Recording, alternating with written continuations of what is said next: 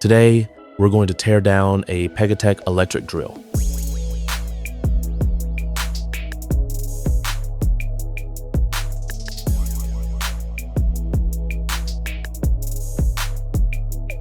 Let's start with the specs first.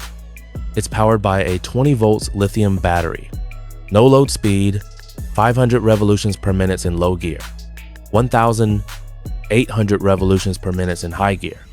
Maximum torque comes in at 48 newtons, and it has a maximum chuck capacity of 13 millimeters. It comes with a 13 millimeter chuck. Let's check out the switch control performance and concentricity.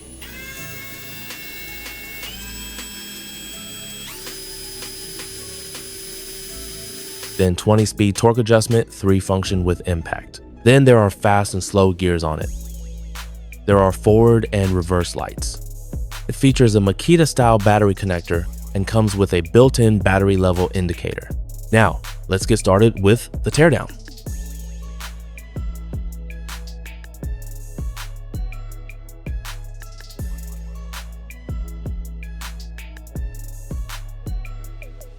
Two-speed powder metallurgy gearbox, a longer service life. This is one of his drills. The copper used above is balanced by pressure. Motor dimensions: 48 millimeters outer diameter, 12 millimeters stack height.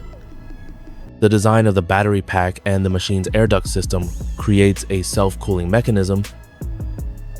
The control board uses 40 volts rated materials, so it's way more resistant to heavy loads.